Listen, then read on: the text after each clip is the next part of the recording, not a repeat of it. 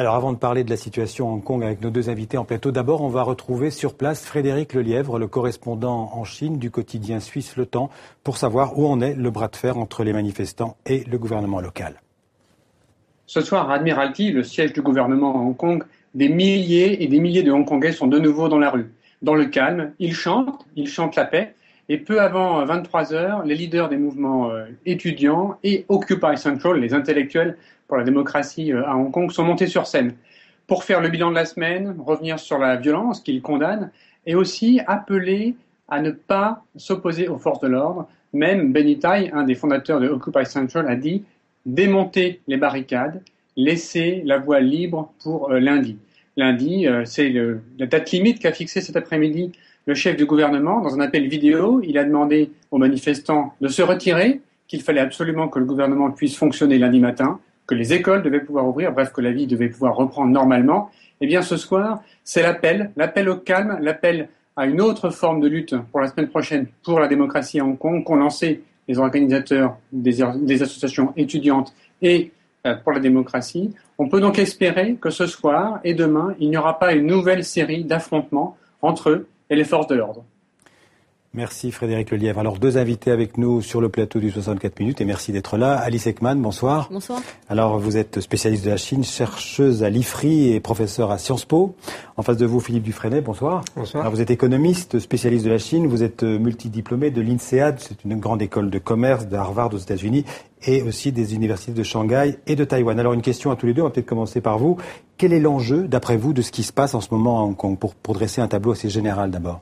Alors il y a avant tout un enjeu politique puisque les manifestants avant tout demandent l'accès au suffrage universel pour l'élection du gouverneur de Hong Kong. Le libre choix des candidats en tout cas. Oui, ouais. Et un choix plus large pour l'élection en 2017. Donc il y a avant tout des revendications politiques. Mais aujourd'hui on assiste finalement à la manifestation d'une accumulation de frustration et d'exaspération qui avait déjà été manifestée ou évoquée au cours des dernières années. Par exemple, il y avait des revendications concernant le maintien du programme scolaire existant, qui est différent à Hong Kong de celui de la Chine continentale. Ouais. Les étudiants qui avaient manifesté avaient obtenu gain de cause contre le retrait d'un cours obligatoire de patriotisme en 2012. On oublie, mais il y avait déjà des manifestations ces dernières années à Hong Kong, c'est pas nouveau. Il y avait également des revendications, en tout cas un débat, une polémique concernant la liberté de la presse à Hong Kong, la presse qui est plus libre qu'à Hong Kong, mais il y a des risques progressivement d'érosion de sa liberté. Donc c'est ces inquiétudes. Vous voulez dire la presse plus libre qu'à Hong Kong qu'à Pékin. Qu'à Pékin, bien sûr. Et donc c'est ces inquiétudes qui aujourd'hui s'agrègent et qui se manifestent dans les rues aujourd'hui à Hong Kong. Alors Philippe Dufresne, vous qui connaissez bien la Chine, vous avez été surpris par ce qui se passe en ce moment à Hong Kong? Non, pas tellement. On pouvait s'y attendre? On pouvait s'y attendre dans la mesure où, comme le dit Alice, en fait, c'est l'accumulation d'un certain ressentiment des Hongkongais par rapport à la pression un petit peu constante qu'ils sentent de la Chine. Ouais. Mais en l'occurrence, ce qui se passe maintenant, c'est une étape importante puisque le message que voulaient faire passer les manifestants est passé auprès du monde. À savoir, nous sommes sous la pression. En 2017, il va se passer beaucoup de choses. Maintenant, comment vont-elles se passer? Donc, c'est un petit peu l'enjeu actuel.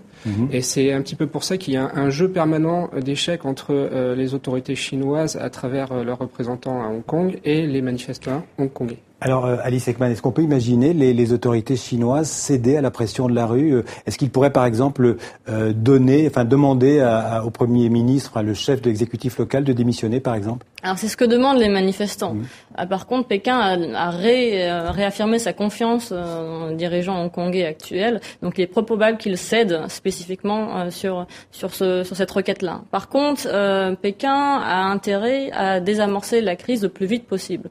Pourquoi? Parce que la crise hongkongaise s'agrège à d'autres crises existantes de nature très différente qui n'ont rien à voir avec. Ça tombe à un mauvais moment. À un très mauvais moment, parce qu'il y a aussi des tensions interethniques au Xinjiang, il y a des attentats sur le territoire chinois de manière très fréquente ces dernières semaines. C'est une minorité musulmane de Chine qui est réprimée sévèrement. Il y a aussi une radicalisation d'une partie des revendications de ces mouvements. Il y a également des revendications constantes concernant les questions environnementales, sociales, économiques, et puis aussi un agenda chargé, tout simplement. simplement. Pékin va accueillir le sommet de l'APEC en novembre prochain. Sommet économique de l'Asie. Exactement, Asie-Pacifique. Bientôt, normalement, début de ce mois, il y a le 4e plénum du Congrès du Parti communiste chinois, qui est une réunion très importante des dirigeants de la République populaire de Chine. Donc aujourd'hui, à la fois le climat général en Chine est tendu, mais aussi le calendrier est pratiquement très serré. Donc la Chine va probablement, en tout cas via le gouverneur actuel à Hong Kong, sans destitution, va essayer de calmer la situation le plus possible. Et de fait, aujourd'hui, je pense que Pékin mise sur le pourrissement progressif, l'affaiblissement naturel des revendications, en tout cas des manifestants, par une fatigue naturelle, par aussi une contestation interne qui existe à Hong Kong parmi la population, avec une partie de la population congolaise qui commence à être exaspérée par certaines revendications. Qui pourrait peut-être aussi être instrumentalisée par des triades. Exactement. Vous aussi, vous ne voyez pas le régime de Pékin céder. Vous pensez que soit le pourrissement, soit quel est votre scénario pour cette sortie de crise? Alors, le gouvernement, le meilleur moyen qu'aurait pu avoir le gouvernement, la sortie de crise qu'on pouvait envisager, c'était effectivement le limogeage de Leung Chee-wai, le chef de l'exécutif. Ça n'a pas eu lieu. Pas encore, peut-être. C'est peut-être une carte. C'est-à-dire que le pourrissement, entre guillemets, auquel fait allusion Alice, est peut-être en train d'avoir lieu. Les manifestants sont peut-être en train de reculer parce que la situation elle-même se retourne un petit peu contre eux, dans la mesure où maintenant on se retrouve dans une situation de division entre manifestants. Et ça a plus tendance à faire le jeu de Pékin, et les manifestants s'en rendent compte, puisque en ce moment ils sont en train de jouer la carte de l'apaisement. Mais ils n'ont pas, aucun des deux, en fait, n'a intérêt à ce que ça dégénère, finalement. Ni les autorités de Pékin, ni les étudiants. En tout cas, Pékin craint un risque il y a le risque d'une propagation en Chine continentale. Il y a un véritable risque d'extension. Alors la situation est totalement différente. Les revendications des Hongkongais, le profil des manifestants hongkongais est totalement différent du profil des étudiants qui pourraient revendiquer des libertés. Et pour poser la question autrement, est-ce qu'il y a déjà des signes de soutien, par exemple, de la société civile ou des opposants tolérés, disons, en Chine continentale, vis-à-vis de ce qui se passe à Hong Kong? Il y a des artistes qui ont fait des déclarations, des vidéos, des intellectuels en Chine, la plupart d'ailleurs qui ont une minorité, mais qui ont été arrêtés suite à leurs revendications, à leur publication. Donc il y a des revendications, et Pékin craint justement que l'information sur les mobilisations passe en Chine continentale, parce qu'il y a une censure qui est quand même assez lâche sur ce sujet-là. Donc ça montre bien, l'ampleur de la censure montre bien à quel point Pékin est inquiet de la propagation du mouvement à échelle nationale. Il y a également Taïwan, si je puis me permettre, il y a également Taïwan qui affiche son soutien auprès des manifestants, et c'est important pour l'avenir des relations entre la Chine et Taïwan. Parce que Taïwan veut voir comment ça va se passer, comment la Chine va gérer cette situation. Alors il y a la Chine nationaliste. Est-ce qu'on peut dire que globalement, depuis 97, depuis la rétrocession de Hong Kong à la Chine, est-ce que Pékin respecte en fait le programme qui avait été fixé à l'époque, c'est-à-dire ce système, un État, un pays, deux systèmes? Est-ce qu'on peut dire que Pékin respecte les règles du jeu ou pas? Alors, c'est un petit peu plus compliqué que ça, dans la mesure où il y a eu des réformes qui ont été faites juste avant la rétrocession. Et vis-à-vis de ces réformes, Pékin a fait un petit peu marche arrière. En même temps, il faut tenir compte effectivement de deux systèmes pour un pays, deux systèmes qui sont très difficilement compatibles.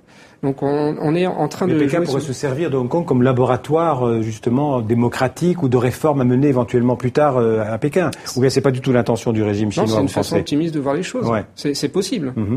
Oui, Alice Ekman. De mon point de vue, je pense pas que Pékin utilise Hong Kong comme laboratoire. Au contraire. Mais ce qui est intéressant, c'est vrai que le point qui a été souligné, c'est la compatibilité de deux systèmes qui apparemment ne sont pas compatibles. Comment maintenant Hong Kong en tant que comment Pékin essaye de gérer la situation à Hong Kong, et Pékin est bien conscient qu'il doit la gérer d'une manière différente de ce qu'elle ferait en Chine continentale, parce que la population, parce que les revendications, parce que les habitudes sont très différentes. Est-ce qu'il y a une différence entre un Chinois de Hong Kong et un Chinois continental? Est-ce que les Hongkongais se vivent comme une nation? Philippe Dufresne, puis... C'est difficile de voir les choses. Les Hongkongais sont chinois. C'est la culture chinoise, c'est la nation chinoise. Ouais. Mais Hong Kong a un destin particulier, et pendant 150 ans, ils ont été sous une influence britannique. Ouais. Donc, en plus, c'est une zone qui a son histoire, c'est la zone du canton. Seulement, dans ce cas-là, on peut aussi diviser le canton entre Macao, entre Guangzhou et entre Hong Kong. Donc, c'est peut-être pas un nationalisme hongkongais, est-ce qu'il y a une identité hongkongaise? Il y a une identité hongkongaise, ça c'est sûr. D'ailleurs, il joue sur la différence en ce moment, puisqu'il y a eu des interventions de Chinois qui n'étaient pas de Hong Kong dont les Hongkongais ont dit qu'ils sont dans les manifestations et qu'ils y prennent part. Donc on voit quand même qu'il y a une identité qui se manifeste. Alice Ekman, sur cette identité hongkongaise. Oui, il semble qu'il y a une différence entre les générations, avec la nouvelle génération de jeunes Hongkongais qui se sentent fiers d'être de cette identité hongkongaise par opposition à une identité de Chine continentale qui ne serait pas la leur. En termes d'éducation, en termes d'ouverture sur le monde, et puis aussi il y a aussi des rivalités entre les populations suite à l'afflux massif de touristes chinois à Hong Kong. La population hongkongaise dénonce des pratiques ou des façons de se comporter qui ne seraient pas au niveau de la société hongkongaise. Et donc il y a un fossé qui se crée parfois à des niveaux presque anecdotiques, mais qui pèse sur l'opinion publique. Et donc ça renforce une forme de cohésion hongkongaise qui n'existait peut-être pas il y a quelques années. Un mot sur le poids économique de Hong Kong. C'est un petite île, plus de 1000 km² à peu près, 7 millions d'habitants. Qu'est-ce que ça pèse dans le PIB chinois ? C'est quand même le 3e centre financier mondial. Et ce qui se passe en ce moment, c'est justement à la fois inquiétant et bon signe pour Hong Kong, dans la mesure où c'est un centre financier qui peut souffrir des événements actuels et qui en même temps marque son indépendance, qui peut plaire à certains investisseurs, puisque c'est quand même une garantie d'impartialité. Mais en l'occurrence, le poids économique de Hong Kong est encore très important et Pékin ne peut pas se passer d'un tel pôle. C'est aussi pour ça qu'il garantit au moins sur la longueur, sa pérennité et son indépendance. Pas question de lâcher Hong Kong, en tout cas du point de vue de Pékin. Du point de vue de Pékin, je crois qu'il n'est pas question de lâcher quoi que ce soit. Alors jusqu'ici, sur la dernière question, il y a relativement peu de soutien extérieur aux manifestants pro-démocratie hongkongais. On n'entend pas beaucoup les pays occidentaux. Ils la jouent, prudent avec la Chine. Oui, il y a quand même des déclarations américaines, britanniques, qui appellent au maintien des libertés publiques existantes. Donc, je ne vais pas revenir citer les déclarations existantes, mais quand même on soutient, même si c'est pas un soutien extrêmement marqué aux manifestants. Mais c'est vrai qu'il y a une volonté d'apaisement et il y a aussi dans le monde chinois. Alors, il y a énormément d'échos à Taïwan, en effet, dans le monde chinois, mais au-delà, c'est plutôt une couverture en termes de comparaison par rapport aux manifestations qui pourraient avoir lieu à Pékin ou plutôt à Tiananmen. Mais à mon avis, cette comparaison n'est pas tout à fait légitime parce qu'on est vraiment dans un contexte très différent avec des revendications qui sont extrêmement aussi précises et qui concernent justement l'histoire de Hong Kong et l'évolution du système politique hongkongais à terme. Merci à tous les deux. Merci Philippe Dufresne, merci Alice Ekman d'être venu sur le plateau du 64 minutes pour nous éclairer sur ce qui se passe en ce moment à Hong Kong, entre Hong Kong et Pékin. Merci beaucoup.